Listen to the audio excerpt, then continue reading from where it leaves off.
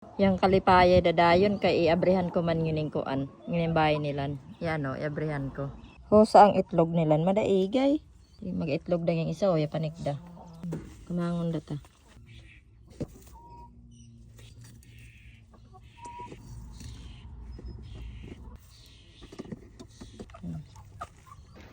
Hi guys, good morning. So doon ka diis, yangita ako ng itlog ng kanak manok. Kay gamay di ako kitaan pagto ko way itlog. Doon, yung itlog ka di nila na ito santunga ng kanilang kuan, ng kanilang bahay-bahay. Doon ka nakamangon. Sige lang si mister na yung mga manok ko kuno, wala ko numang itlog. Mang kadiid to sang tunga ng kanilang kuan. Sang kanilang tunga ng kalan chicken coop ba. Itubungan ko ngayon kanak manok ng kuan, yung mga leftovers na kuan ba, mga pagkaan. Saan lipayay sila, mukaan yun ng kuan sila, watermelon. Hindi kayang kuan, itlog. Pag to ni mister, wada itlog na kuan.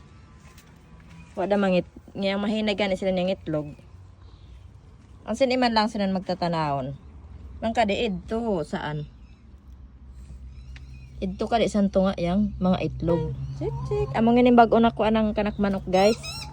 Kadi hindi daya kaangay silang san bago na kanilang kolokasyon.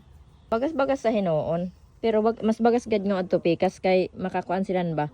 Ang runway nilan. Ho sa ang itlog nilan madaigay. Iga katipon kadi sila niyan Ang gani kadi iya buak. Among ngini ho kaingkodan ngini nilan mabuak gayod.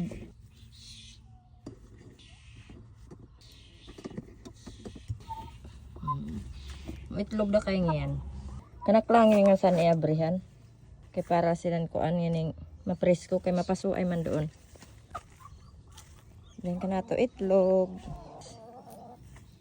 Taba ay yung isa yung puti. Mabugatay kay ngayon. Yung kalipaya dadayon kay iabrihan ko man yung kuan. Yung bahay nilan. Yan o, iabrihan ko. Agyan silang dayon mang kalipaya. Ngayon, mang itlog na kayo ngayon. Soda.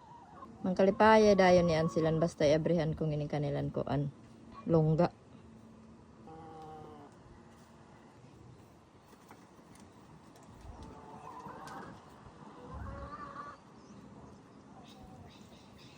Sige ang askas.